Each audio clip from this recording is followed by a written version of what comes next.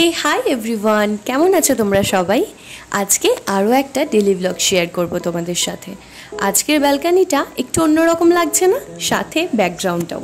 এই প্রথমবার এই ব্যাকগ্রাউন্ডে দাঁড়িয়ে আমি ভিডিও শ্যুট করছি, কারণ আজকে আমি ঘুরতে গেছিলাম আমারই এক বন্ধুর বাড়িতে। কোথায় আর কার বাড়িতে গেছিলাম সেটা না হয় একটু পরে বলছি। আগে এই ওয়েদারটা দেখো, কি সুন্দর না? চারিদিকটা মেঘলা করে আছে আর ঝিরিঝিরি বৃষ্টিও পড়ছে।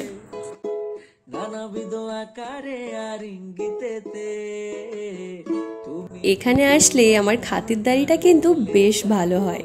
তো সকালবেলা ব্রেকফাস্ট কমপ্লিট আর এদিকে চলছে দুপুরের রান্নার প্রস্তুতি। বন্ধু সংখ্যা আমার বেশ কম, ওই হাতে গোনা দু একজন। তার মধ্যে এ হলো আমার কলকাতায় শিফট করার পর প্রথম ফ্ল্যাটমেট। অনেক ভালো ভালো মেমোরিজ আছে আমাদের একসাথে, বাট কাজের সূত্রে এখন আর একসাথে থাকা হয় না, কিন্তু বন্ধুত্বটা আগের মতোই আছে। আর এই হলো আমার সেই বান্ধবী রীতা। যদিও ওর নাম সুচরিতা, বাট আমি রীতা বলেই ডেকে থাকি। বহুবার এসেছি, কিন্তু তখন এভাবে ব্লগ করা হয়নি, এই ফার্স্ট টাইম। অনেক দিন পর যাওয়ার কারণে প্রপার ব্লগ তো করা হয়নি, বাট টুকটাক কিছু ক্লিপ নিয়েছি। তো লাঞ্চের পরে এখন আমরা দুজনেই রেডি হয়ে বেরোচ্ছি একটু বাইরে দিয়ে, একটু ঘোরাঘুরি, একটু ফুচকা খাওয়া, এইসবের জন্য। তুমি আর কোথায় পেলে সেই আমাকে, তখন আমি আলোর থেকেও ছুটছি জোরে, কলকাতা শহরটা আমার বরাবরই বেশ পছন্দের, আর এই শহরের মধ্যে হাঁটাহাঁটি করায় একটা ব্যাপার রয়েছে। তো হাঁটতে হাঁটতে এখন মেন রোডের দিকে চলে এসেছি। তো এখন রীতার সাজেশনেই যাচ্ছি একটা ফুচকার দোকানে, সেখানে নাকি খুব ভালো ফুচকা করে। তো চলো গিয়ে ট্রাই করা যাক।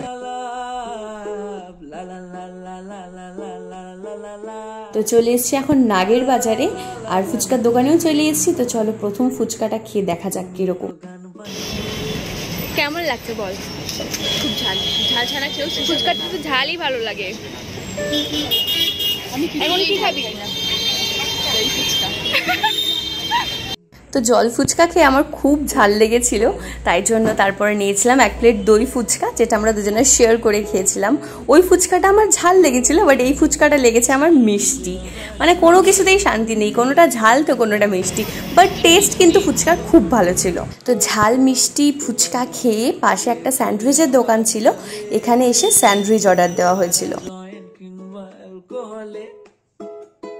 নানাবিধ আকারে আর ইঙ্গিতেতে, নানাবিধ আকারে আর ইঙ্গিতেতে। প্রায় অনেক দিন পরে সেই চেনা রাস্তা, সন্ধ্যাবেলায় হাঁটাহাঁটি, কিছু খাওয়া দাওয়া, এই সমস্তর সাথে খুব সুন্দর একটা সন্ধ্যা কেটেছিল সেদিন। তুমি তো গান বানানোর কারণ হলে আর একটা গান বানানোর কারণ হলে। আর রীতাও নিউ ব্লগিং স্টার্ট করেছে, তাই কখনো ও আমার ভিডিও, কখনো আমি ওর ভিডিও, এই সমস্ত করতে করতে চললাম এখন আমরা ফ্ল্যাটের দিকে।